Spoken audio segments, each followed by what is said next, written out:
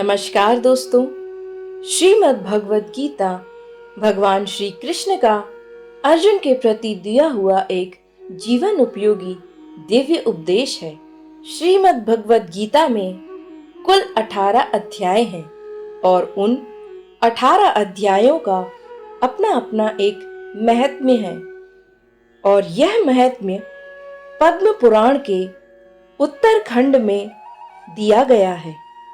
अतः इसका श्रवण स्त्रियों, गर्भवती महिलाओं, बालकों, वृद्धों के लिए विशेष उपयोगी है। इसीलिए हमारी इस सीरीज में अब आप भगवद गीता के 18 अध्यायों का महात्म्य सुनेंगे। तो दोस्तों, इन सभी महात्म्य को सुनने के लिए बने रहे हमारे साथ हमारे इस चैनल पर, जिसके लिए चैनल को सब्सक्राइब करें। तो आइए शुरू करते हैं। श्रीमद् भगवद गीता के पहले अध्याय का महात्म्य, जो कि इस प्रकार है। श्री पार्वती जी ने शिव शंकर भोलेनाथ से कहा, भगवान, आप सब तत्वों के ज्ञाता हैं। आपकी कृपा से मुझे श्री हरि विष्णु संबंधी नाना प्रकार के धर्म सुनने को मिले, जो समस्त लोगों का उद्धार करने वाले हैं। हे देवेश, अब मैं गीता का महात्म्य सुनना चाहती हूँ, जिसका श्रवण करने से श्री हरि में भक्ति बढ़ती है। श्री महादेव जी बोले, जिनका श्री विग्रह अलसी के फूल की भांति श्याम वर्ण का है, पक्षीराज गरुड़ ही जिनके वाहन हैं, जो अपनी महिमा से कभी च्युत नहीं होते तथा शेष नाग की शैया पर शयन करते हैं, उन भगवान महाविष्णु की हम उपासना करते हैं। एक समय की बात है, मूर्ख दैत्य के नाशक भगवान विष्णु शेषनाग के रमणीय आसन पर सुखपूर्वक विराजमान थे। उस समय समस्त लोकों का आनंद देने वाली भगवती लक्ष्मी ने आदर पूर्वक प्रश्न किया। श्री लक्ष्मी जी ने पूछा, हे भगवान, आप संपूर्ण जगत का पालन करते हुए भी अपने ऐश्वर्य के प्रति उदासीन से होकर जो इस क्षीर सागर में नींद ले रहे हैं, इसका क्या कारण है?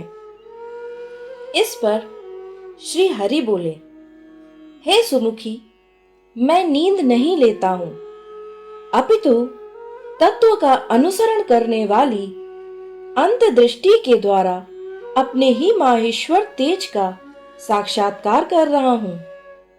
हे देवी, यह वही तेज है जिसका योगी पुरुष कुशाग्र बुद्धि के द्वारा अपने अंतःकरण में दर्शन करते हैं तथा जिसे मीमांसक विद्वान वेदों का सार तत्व निश्चित करते हैं।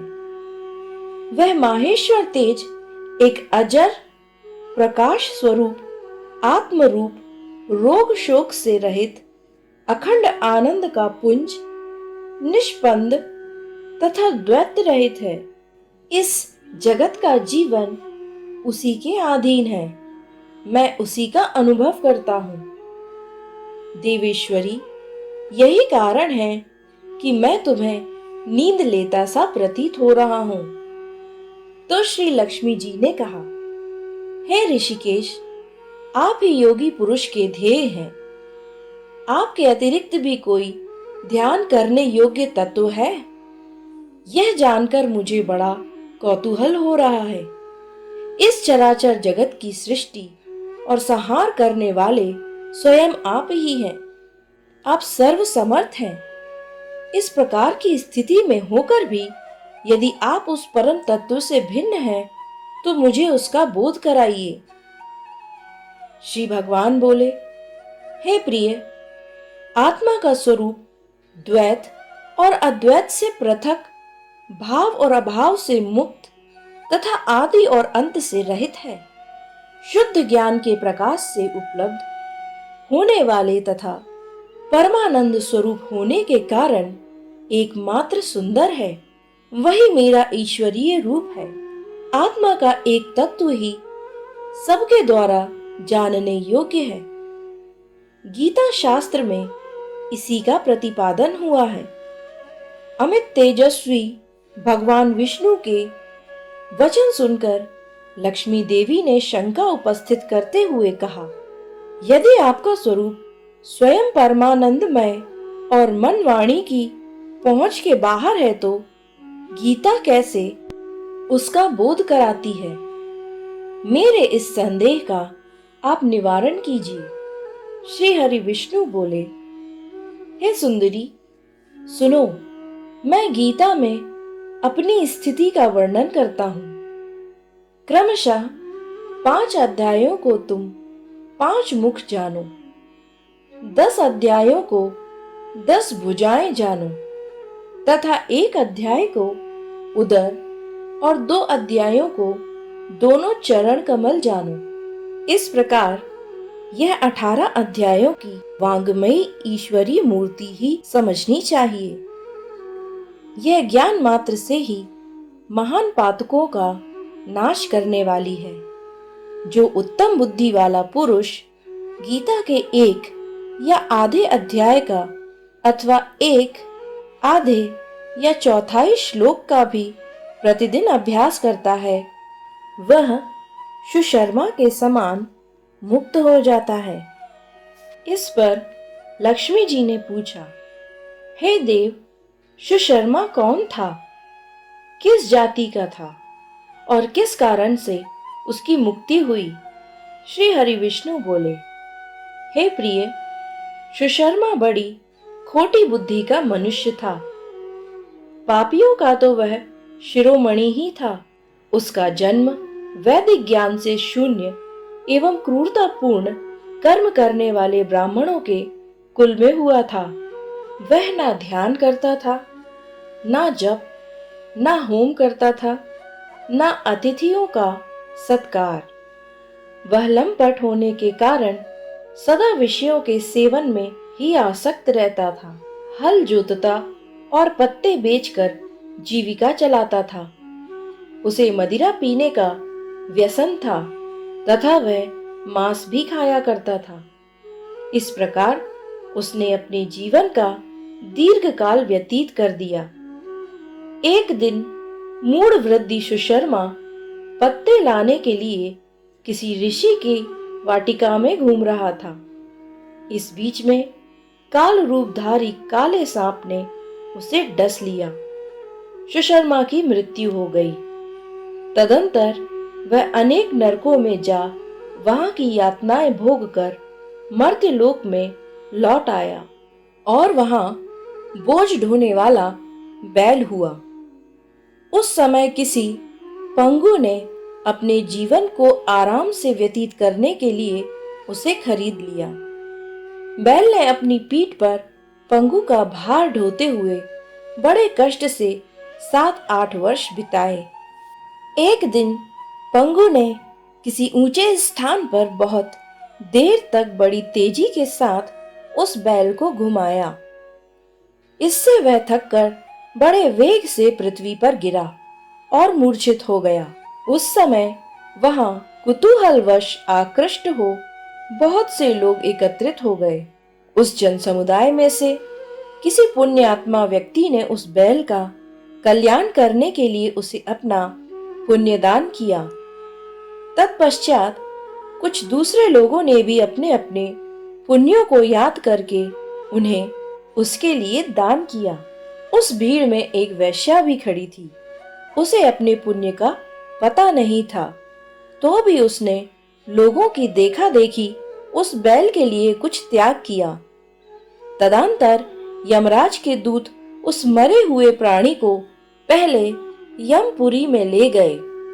वहां यह विचार कर कि यह वैश्या के दिए हुए पुण्य से पुण्यवान हो गया है, उसे छोड़ दिया गया।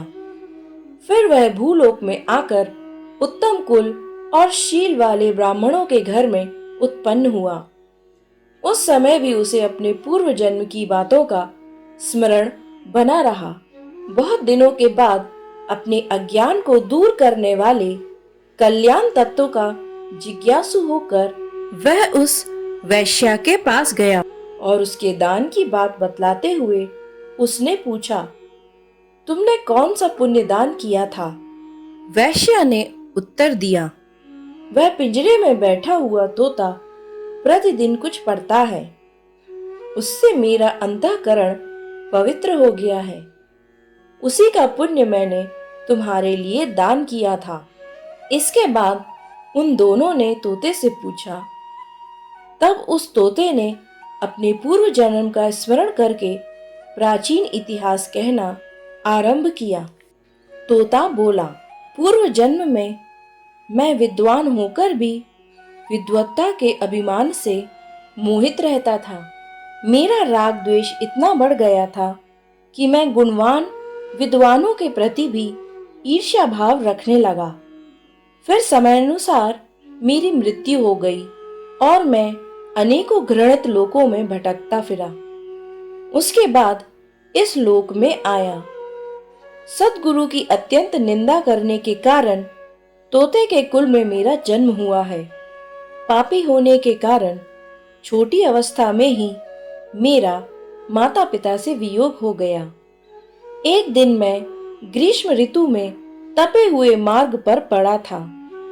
वहां से कुछ श्रेष्ठ मुनि मुझे उठा लाए और महात्माओं के आश्रम के भीतर एक पिंजरे में उन्होंने मुझे डाल दिया। वहीं मुझे पढ़ाया गया। ऋषियों के बालक बड़े आदर के साथ गीता के प्रथम अध्याय की आवृत्ति करते थे। उन्हीं से सुनकर मैं भी बारंबार पाठ करने लगा। इसी बीच में एक चोरी करने वाले बहेलिये ने मुझे वहां से चुरा लिया। तत्पश्चात इस देवी ने मुझे खरीद लिया। यही मेरा वृत्तांत है जिसे मैंने आप लोगों से बता दिया। पूर्व काल में मैंने इस प्रथम अध्याय का अभ्यास किया था, जिससे मैंने अपने पापों को दूर किया है। फिर उसी से इस वैश्या का भी अंतःकरण शुद्ध हुआ और उसी के पुण्य से द्विज श्रेष्ठ सुशर्मा भी पाप मुक्त हुए हैं। इस प्रकार परस्पर वार्तालाप और गीता के प्रथम अध्याय के महात्म्य की प्रशंसा करके वे तीनों निरंतर अपने अपने घर पर गीता का अभ्यास करने लगे। फिर ज्ञान प्राप्त करके वे मुक्त हो गए। इसीलिए जो गीता के प्रथम अध्याय को पढ़ता, सुनता तथा अभ्यास करता है, उसे इस भव सागर को पार करने में कोई कठिनाई नहीं होती। इस प्रकार श्रीमद् भगवत गीता के पहले अध्याय का महात्म्य पूर्ण हुआ।